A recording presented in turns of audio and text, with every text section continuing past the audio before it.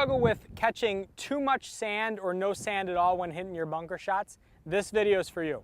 Hi, I'm Steve DiNino. I'm coming to you from the Westin Savannah Harbor Resort, located in Savannah, Georgia.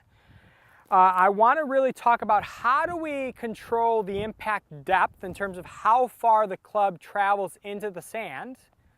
And the way we do that is really efficiently by using the bounce of the golf club. Now, I know a lot of people have heard the golf club has a bounce, but a lot of people don't understand necessarily what the bounce is.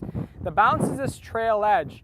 What it does, or what it promotes, or what it allows the club to do is it allows the club to glide through the sand as opposed to digging, right?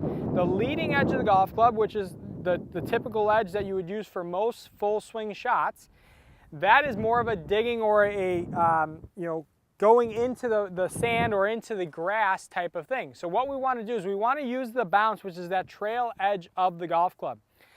Now, the way that we use the bounce is there's a couple different ways. I have 3 tips that I want to really work with you today. The first is we need to open up the club face so that we activate the bounce. So what I mean by open up the club face is this is a standard club face position.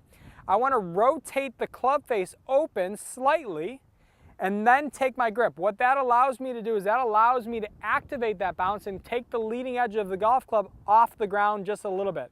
That's going to promote a little bit more of that gliding as opposed to digging. The second tip I want for you to use is get wide with your stance, wider than what you would feel normally comfortable with doing. Now, a narrow stance that promotes a little bit more of an upward and downward swing, which can promote more digging or then a result maybe trying to take no sand at all.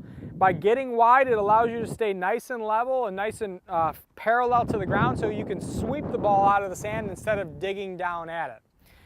The third thing, and probably the most important thing for me, is trying to feel like I'm going to use more wrists in the bottom of the golf swing than I normally would in my full swing.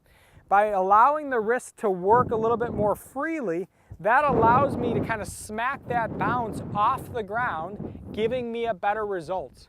So I'm going to open the face, grip it, wide stance. I'm going to really feel like as I come through, I'm going to really be active with my hands, so I just bounce the bottom of the club off the ground, not dig in.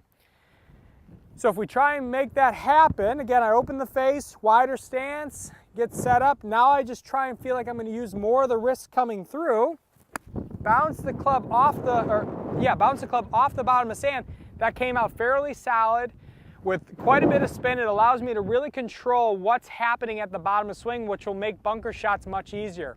I hope this video helps. If you know a friend of yours that is having the same issues, please share this video with them.